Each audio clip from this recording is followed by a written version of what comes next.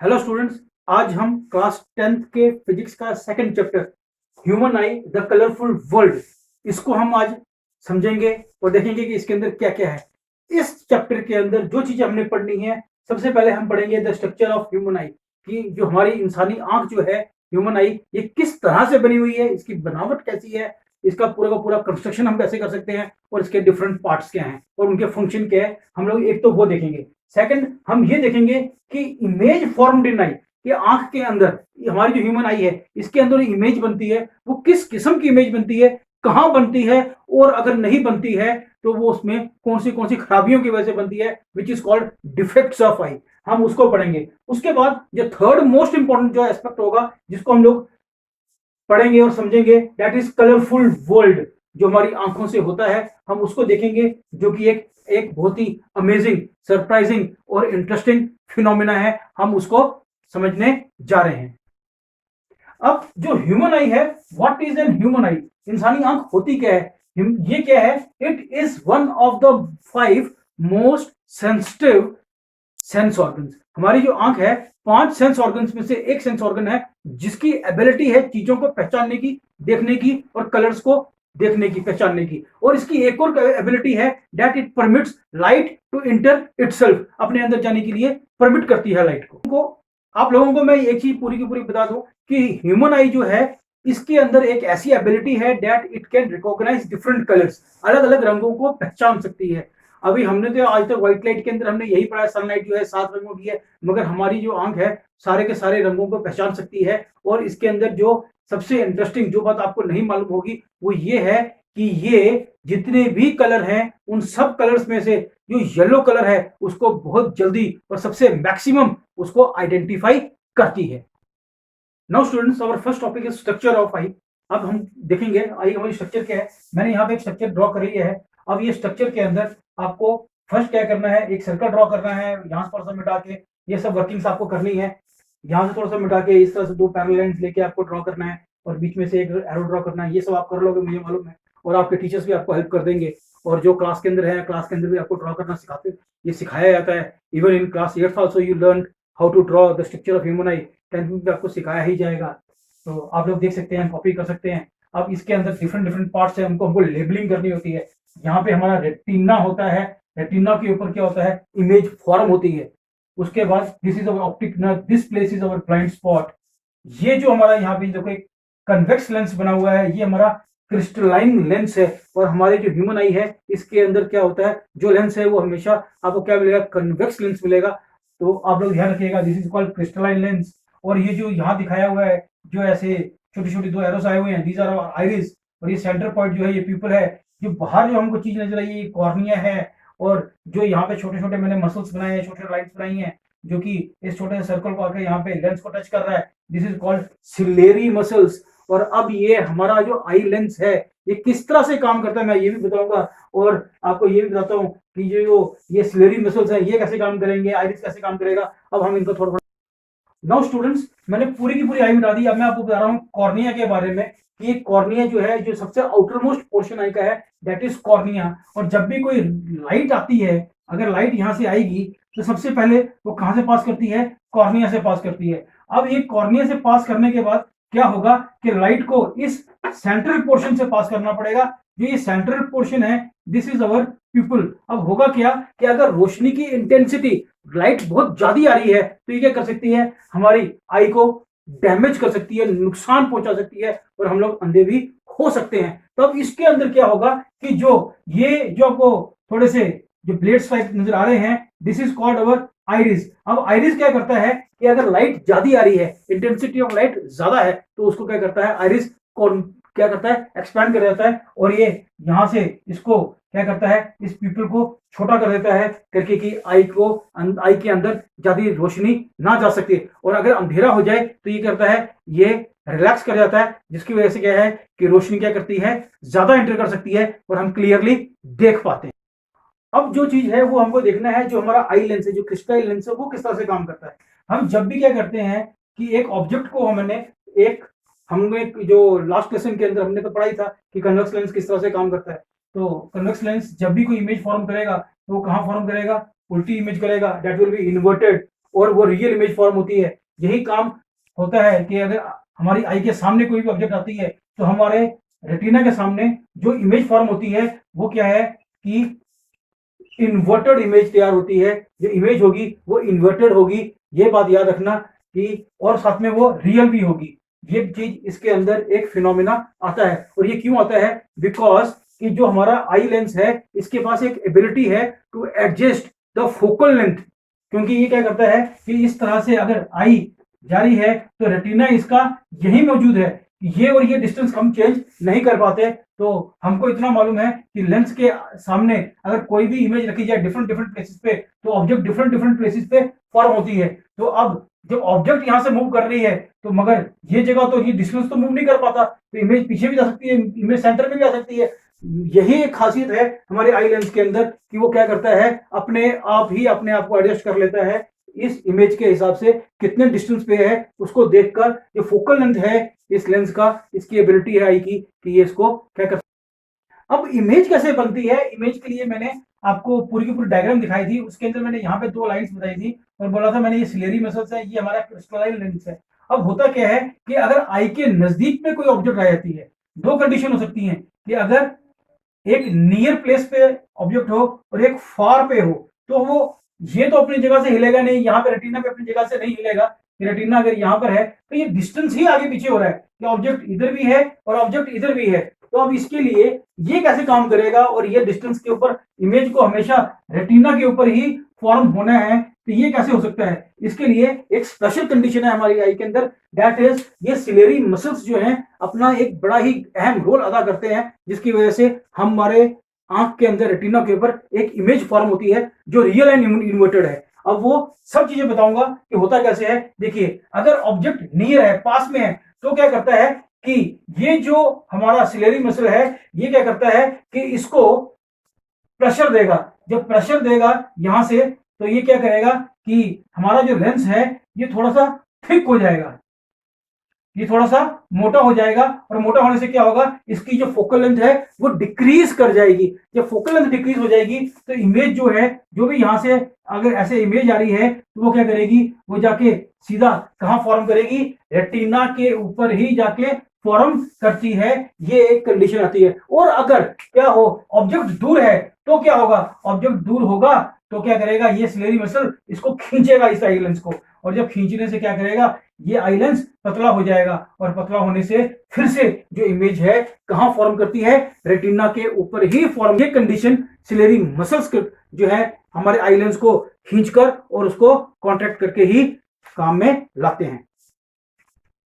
Now students, we are going to study about limits of eye to see. अब आंख का देखने की एक लिमिट है, वो लिमिट कितनी है वो देखेंगे। जब हमारे सामने कोई ऑब्जेक्ट आती है, नजदीक से नजदीक आती है, तो हम कितना नजदीक से साफ साफ पढ़ सकते हैं। अगर हमारे पास कोई बुक आ जाए यहाँ पे पढ़ने के लिए, तो यहां से लेके यहां तक का डिस्टेंस कितना होना चाहिए, 25 सेंटीमीटर। अगर 25 सेंटीमीटर होगा तो हम क्या है कि नियर पॉइंट के ऊपर आराम से पढ़ सकते हैं। हमारी आंखों के ऊपर कोई जोर नहीं पड़ेगा, स्ट्रेन नहीं पड़ेगा। अगर हम उससे नजदीक लेके आना शुरू करें तो आप खुद अपने हाथ से देख लीजिएगा, 25 सेंटीमीटर जैसे जैसे आना शुरू करेंगे वैसे वैसे हमारी आंखों के सामने थोड़ा थोड़ा धुंधलापन आएगा, यानी कि हमारी आंखों के ऊपर क्या पड़ रहा है, प्रेशर पड़ रहा है। और जहां तक हमारा फार पॉइंट की बात है, कितना दूर तक हम देख सकते हैं, तो दैट इज इंफिनिटी, कि हम इंफिनिटी तक देख सकते हैं। आप बोलोगे सर इंफिनिटी तक कैसे देख सकते हैं?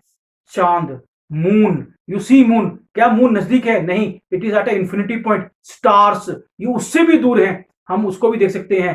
हमारी आंखें इतनी दूर दूर तक देख सकती हैं, इसीलिए हम कहते हैं कि हमारी आंख की फार पॉइंट देखने का क्या है, that is infinity. Now students, we are going to study about defects of eye. अब हमारी आंखों में खराबियां भी आती हैं। आपने देखा होगा बहुत सारे जो स्टूडेंट्स हैं या बड़े बुजुर्ग हैं वो क्या करते हैं, एनिक्स पहनते हैं, ऑप्टिकल्स पहनते हैं। अब उसी तरह से हम वो क्यों पहनते हैं, क्योंकि हमारी आईज में क्या आते हैं, डिफेक्ट्स आ जाते हैं, खराबी आ जाती है। तो हमारे आईज के अंदर जो बेसिकली कितने किस्म के डिफेक्ट्स होते हैं, mainly there are 3 kinds of defects. There are more also, but we are going to study mainly of 3 kinds of defects. The first is myopia. अब हम देखेंगे कि ये मायोपिया क्या होता है। जो मायोपिया है, it is said also said to be short sightedness.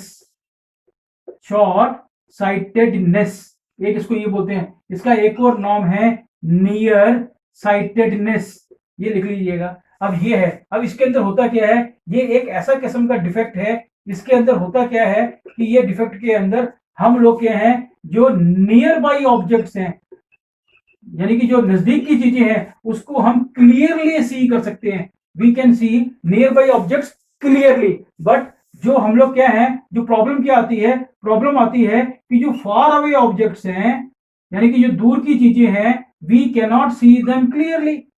ये इसके अंदर मेन प्रॉब्लम है कि क्या है कि नजदीक की चीजों को हम आराम से साफ साफ देख सकते हैं और दूर की चीजों को हम क्लियरली नहीं देख सकते। इसको ठीक कैसे किया जाएगा, उसको ठीक समझ करने के लिए पहले मेरे को इसकी डायग्राम समझनी पड़ेगी कि आंख के अंदर खराबी क्या है। उस खराबी को देखते हुए हम देखेंगे इसकी करेक्शन कैसे।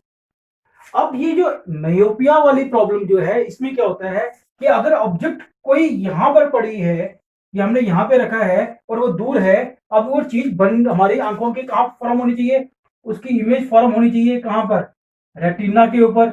और रेटिना के ऊपर जो इमेज है वो कैसी फॉर्म होती है, it is real and inverted. अब ये तो एक चीज होगी कि इमेज यहां फॉर्म होनी चाहिए, मगर यहां पे इमेज तो फॉर्म हो ही नहीं रही। इमेज कहां हो रही है, in front of the mirror, या मैं कहूंगा कि भाई यहां पर कि रेटिना के सामने हो रही है। और करनी हमको कहां पर है, इधर। तो हमें क्या करना पड़ेगा, कुछ ऐसा करना पड़ेगा कि जो ये रेस जो जाके मिल रही है वो यहां ना मिले, वो कहीं दूर मिले। अब इनको यहां से मुझे फैलाना पड़ेगा। अब जब भी रेस को हम फैलाते हैं तो हम क्या बोलते हैं, हमें क्या करना पड़ेगा, डाइवर्ज करना पड़ेगा रेस को। अब डाइवर्ज कौन करता है, डाइवर्ज करने के लिए हमारे पास कौन सा लेंस होता है, that is called concave lens. तो हम क्या करेंगे, इसके सामने यहां पर एक कनकेव लेंस रखेंगे करके कि वो क्या करे, इमेज को रेटिना पर लेके आए। अब देखो बेटा जी क्या होता है कि यहां पे ऑब्जेक्ट थी, अब हमने क्या कर दिया, एक कनकेव लेंस यहां रख दिया। अब यहां से रह गई, अब इसने क्या किया, इसकी प्रॉपर्टी है डाइवर्ज करने की, तो इसने क्या किया, ऊपर की तरफ डाइवर्ज कर दिया। जब डाइवर्ज किया तो सामने कौन सा लेंस आ गया, सामने हमारे पास आ गया कन्वेक्स लेंस। अब ये क्या करेगा, कन्वर्ज करेगा। कन्वर्ज करके कहां लेके जाएगा, रेटिना के ऊपर लेके जाएगा। और दोबारा यहां से जो रे आई, अब इसने फिर से क्या करना था, डाइवर्ज करना था। इसने डाइवर्ज किया, मगर कन्वेक्स लेंस ने क्या किया, फिर से उसने क्या किया, फोकस पे लेके आया करके कि इमेज कहां बन सके, रेटिना पे बन सके। और इमेज कहां बन गई, रेटिना के ऊपर जाकर इमेज तैयार हो गई। अब ये चीज है कि इसकी करेक्शन के लिए we have to use a concave lens. अब बेटा जी कनकेव लेंस की जो पावर है, हम लोग हमेशा उसको क्या रखते हैं, नेगेटिव रखते हैं। इसीलिए जितने भी लोग जिनकी की दूर की नजर खराब है, तो उन लोगों की जितने जो भी लेंसेज लगते हैं वो माइनस के अंदर रखा जाता है, नेगेटिव में रखा जाता है। इस बात को ध्यान रखिएगा क्योंकि एग्जाम में कई बार ऑब्जेक्टिव में पूछ लिया जाता है। अब बेटा जी हमारे पास जो सेकंड डिफेक्ट आता है दैट इज हाइपरमेट्रोपिया। ये क्या है, मायोपिया का इनवर्स है। अब वो कैसे होगा मैं वो बताऊंगा। इसका एक और नाम है, इसको बोलते हैं हम लोग फार साइटेडनेस, और इसका एक और नाम है जिसको बोलते हैं हम लोग लॉन्ग साइटेडनेस।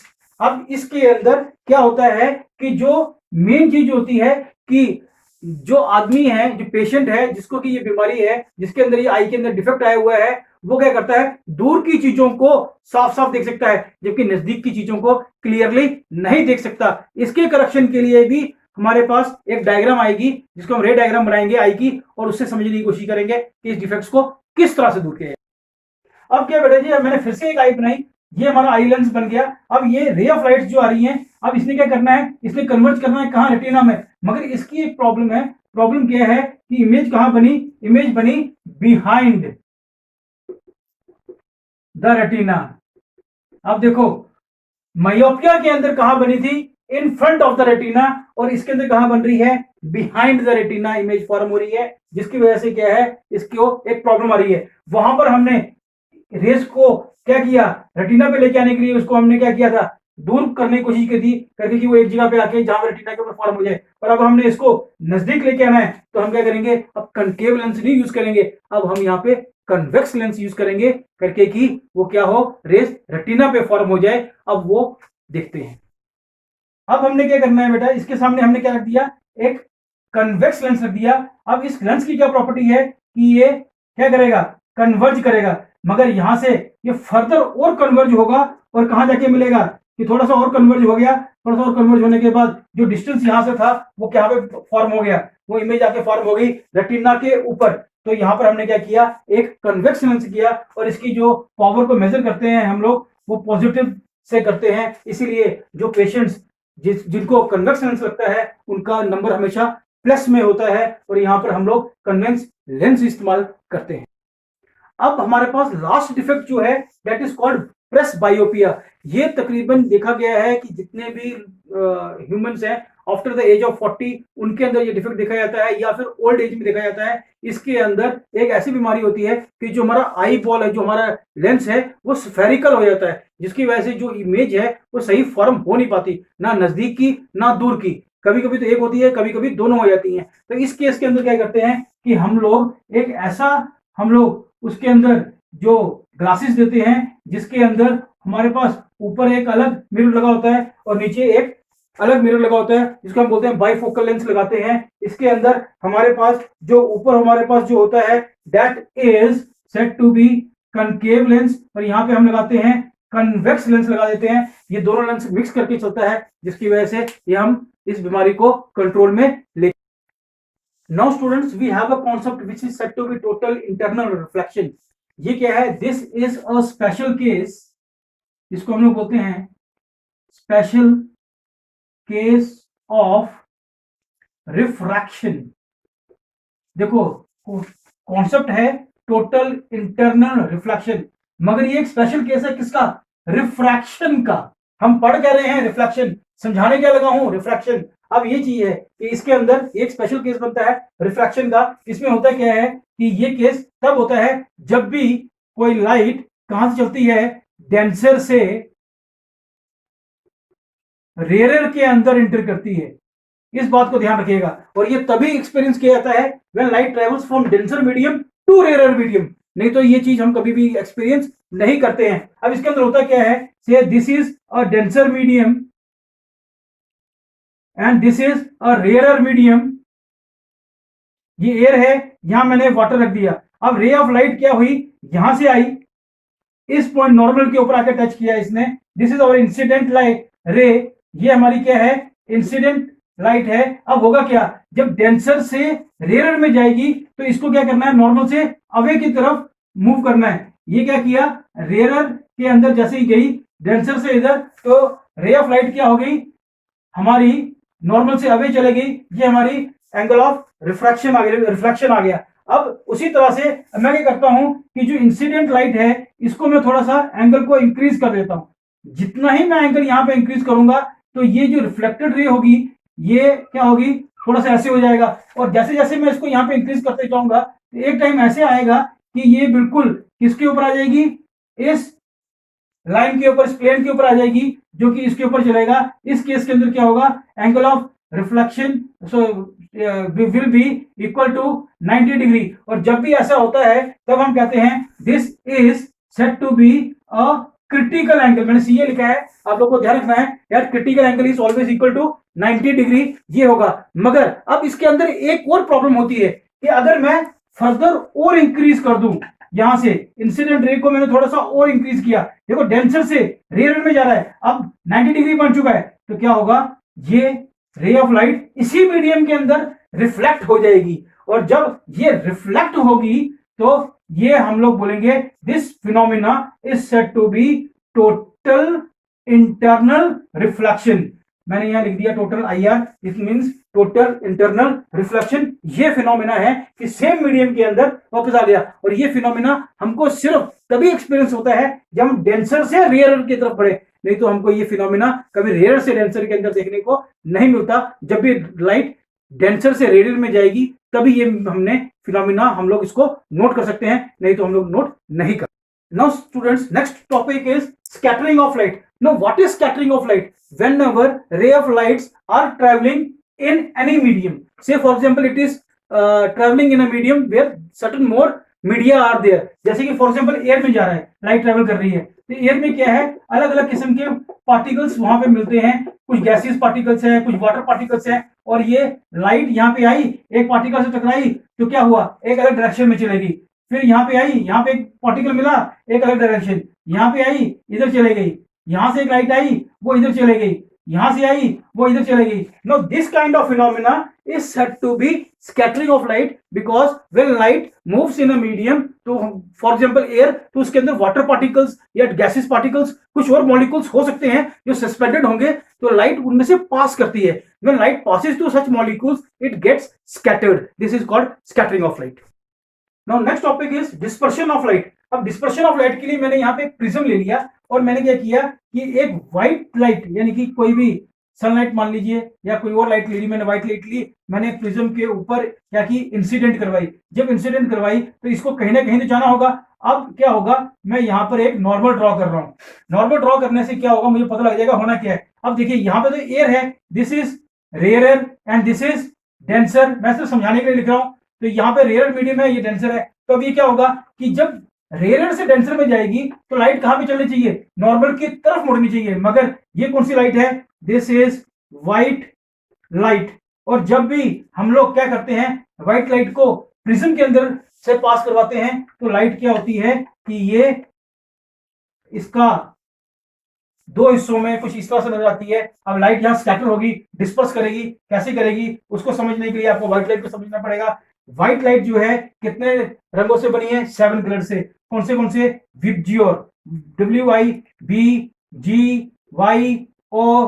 1 2 3 4 5 6 7, ये 7 रंगों से बनी है। शॉर्टेस्ट वेवलेंथ इसका ये है और जो लॉन्गेस्ट वेवलेंथ है वो इसका ये है।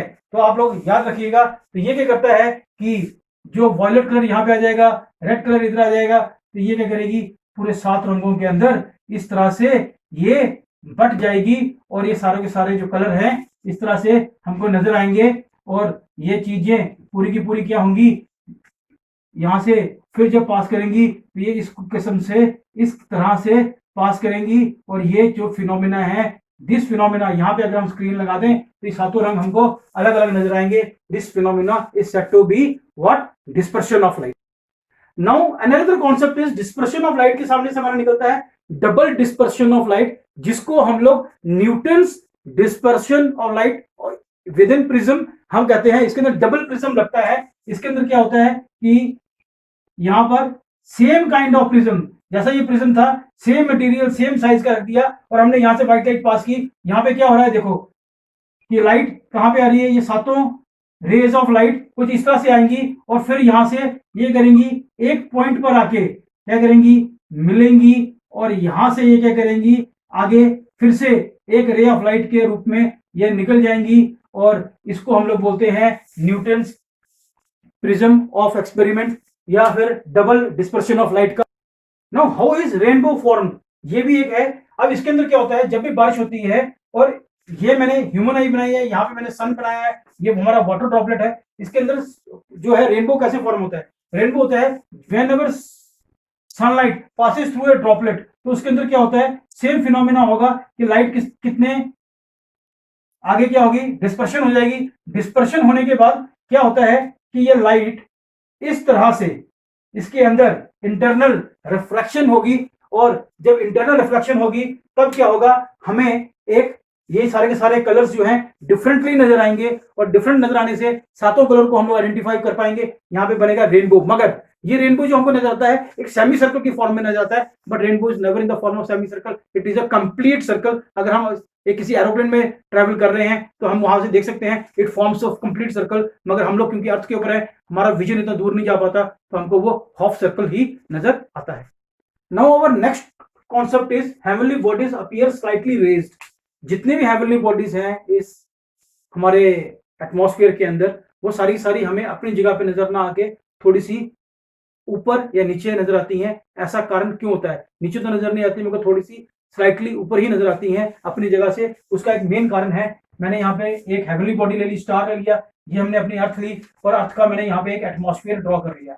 अब होता क्या है, यहाँ से एक रे ऑफ लाइट आई, जैसे ही वो हमारे एटमॉस्फेयर के अंदर एंटर की, यहाँ पर क्या है कि यहाँ पर तो वैक्यूम था क्योंकि यहाँ पे कुछ नहीं है, यहाँ पर एयर है, एयर के अंदर डिफरेंट डिफरेंट पार्टिकल्स हैं। अब यहाँ पर जैसे ही ये रेयर मीडियम है, ये डेंसर मीडियम है, तो ये क्या होगा, थोड़ा सा क्या होगी, रे ऑफ लाइट बेंड करेगी। और जैसे ही बेंड करती है तो ये क्या होगा कि हमको देखने में जो लगता है कि स्टार यहाँ पर ना होके स्टार किधर है, थोड़ा सा इधर नजर आता है, तो इसके अंदर थोड़ा सा डिफरेंस जो है हमको ऐसे अपीयर करता है, क्योंकि यहाँ पे क्या हो गया, रे ऑफ लाइट थोड़ी सी बेंड हो गई और हमको ये अगर हम इसको प्रोड्यूस करें तो हमको वो यहाँ पे नजर आना शुरू हो जाता है, जबकि एक्चुअल में जो पोजीशन होती है वो थोड़ी सी उसके नीचे होती है। अब जो मैंने आपको बताया था कि हेवनली बॉडीज जो है वो अपनी जगह पे नजर नहीं आती, उनकी अपरेंट पोजीशन से वो थोड़ा सा ऊपर नजर आती हैं। ये क्यों होता है? क्योंकि वहां पे क्या हो रहा है, एक रिफ्रैक्शन हो रही है जिसको हम कहते हैं एटमॉस्फेरिक रिफ्रैक्शन। सेम फिनोमेना यहाँ पर भी होगा। यहाँ पे से फॉर एग्जांपल क्या है, एक बिल्डिंग है, यहाँ पर क्या है, एक पहाड़ है, और यहाँ पे मान लीजिए आप हो। अब होगा क्या कि हमारा जो विजन है, हमारा विजन कैसे चलेगा कि हम यहाँ से देखना शुरू करेंगे तो हम कुछ इस तरह से देख सकते हैं। क्यों? क्योंकि हमको इसके इधर नजर नहीं आएगा और इसके इधर नजर नहीं आएगा। और जब सन यहां पहुंचता है या सन जब यहां पर होगा तो हमको कैसे पता चलेगा कि सन किधर है? अब टोटल इंटरनल रिफ्लेक्शन के अंदर जो इसका पिछला कॉन्सेप्ट था उसके अंदर हमने क्या कहा, देखा कि थोड़ी सी ऊंची नजर आती है, तो सन यहां नजर आएगा कि इसकी पोजीशन थोड़ी सी सन की क्या हुई, ऊपर नजर आनी शुरू हो गई। जब सन राइज होगा, ये अगर हमारा ईस्ट है और ये हमारा वेस्ट है, तो ईस्ट से सन बाहर निकलता है तो हमें थोड़ा सा वो ऊपर नजर आता है, इसलिए 2 मिनट हमको पहले नजर आना शुरू हो जाता है। और जब सन सेट होता है तो यहाँ पर सूरज जो है अपनी पोजीशन से कहां पे होता है, थोड़ा सा ऊपर ही होता है, तो हमको क्या लगता है कि इसकी जो सनसेट जो हो रहा है वो डिलेड है। क्यों? क्योंकि 2 मिनट का फर्क आता है और हमको टोटल 4 मिनट सूरज ज्यादा नजर आता है। ये भी हमारा क्यों होता है? Because of atmospheric refraction. Now another concept is there, why stars appear twinkling while planets do not. कि तारे हमें टिमटिमाते नजर आते हैं और प्लैनेट हमको टिमटिमाता हुआ नजर नहीं आता। इसका भी एक मेन कारण है। क्यों? क्योंकि एक तो ये है कि जितनी भी लाइट स्टार से आ रही है, जैसे ही वो हमारे एटमॉस्फेयर में एंटर करेगी तो यहाँ पर क्या मिलेगा हमको, नाइट्रोजन मिलेगा, वाटर मॉलिक्यूल्स मिलेंगे, और ये सारे के सारे और दूसरे ऑक्सीजन के मॉलिक्यूल्स भी हैं, अलग अलग मॉलिक्यूल्स हैं। तो ये क्या होगा, यहाँ पर एटमॉस्फेरिक रिफ्लेक्शन होगी, जिसकी वजह से क्या होगा कि कभी मॉलिक्यूल्स मिलेंगे, कभी नहीं मिलेंगे, रिफ्लेक्शन होगी, कभी नहीं होगी। इसीलिए ये क्या होता है कि हमको टिमटिमाते हुए नजर आते हैं। मगर as far as planets are concerned, ये क्या है कि एक तो इसका डिस्टेंस अर्थ के बहुत नजदीक है और स्टार्स बहुत ही दूर हैं, जैसे कि सन भी स्टार है, काफी दूर है, और ये प्लैनेट से बहुत बड़े हैं। और सबसे बड़ी बात है, प्लैनेट्स के पास अपनी कोई लाइट तो है नहीं, ये करते हैं दूसरे सोर्स से लाइट लेके उसको हम रिफ्लेक्ट करते हैं। तो इसके अंदर क्या है, बहुत सारे छोटे छोटे क्या है, रिफ्लेक्शन के पॉइंट्स हैं। और इन पॉइंट्स की वजह से क्या है कि बहुत सारी रेज ऑफ लाइट यहां से अलग अलग सोर्सेज से यहां से आ रही है। अब मान लीजिए कि 100 रेज आ रही हैं, 100 में से क्या हुआ कि 25 या 30 रेज क्या हुई कि वो रिफ्लेक्शन के अंदर टिमटिमाना शुरू कर गई, और बाकी नहीं हुई तो हमको वो चीज नजर नहीं आती, वो क्या से कवर कर लेता है। इसलिए हमें जो प्लैनेट्स हैं वो हमको टिमटिमाते हुए नजर नहीं आते, स्टार्स हमको क्या है, ट्विंकल करते हुए नजर आते हैं। Now why sky appears blue, ये भी एक हमारा लास्ट कॉन्सेप्ट है, इसको समझ लीजिए अच्छी तरह से। स्काई ब्लू की नजर क्यों आता है? सन से आने वाली सारी की सारी लाइट्स, हमको मालूम है व्हाइट लाइट है, और व्हाइट लाइट कितने कलर्स के अंदर ये डिवीजन होती है, इट इज ऑफ 7 कलर्स, जो कि विबजोर है। अब इसके अंदर क्या होता है कि हमारे पास यहाँ नाइट्रोजन है, यहाँ पे ऑक्सीजन के मॉलिक्यूल्स हैं। अब ये जो मॉलिक्यूल्स है ना, इतने बड़े बड़े नहीं होते, they are very small molecules and they do not have this much capacity कि वो हायर वेवलेंथ की जो रेज हैं उनको वो कुछ हार्म कर सके। क्योंकि हायर वेवलेंथ की जो रेज हैं वो सारी की सारी सीधे सीधे इन मॉलिक्यूल्स के अंदर से निकल जाती हैं और इनको कोई उनके अंदर कोई रिफ्लेक्शन होती नहीं है। मगर जो स्मॉलर वेवलेंथ है उनके अंदर क्या होता है, स्कैटरिंग ऑफ लाइट देखी जाती है। अब वो कौन सी हैं, that is one is blue, indigo is there and violet is there. अब ये 3 लाइट्स ऐसी हैं जो कि इन मॉलिक्यूल्स को पास नहीं कर पाती, तो इसीलिए जैसे ही वो इनसे टकराती हैं तो वो लाइट कुछ इस तरह से क्या होती हैं, यहाँ पे अलग अलग मॉलिक्यूल्स होते हैं,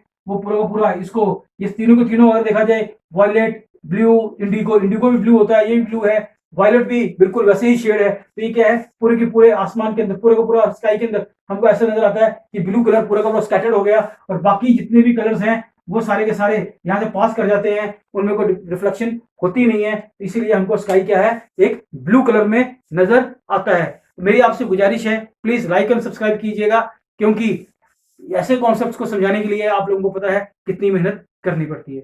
थैंक यू।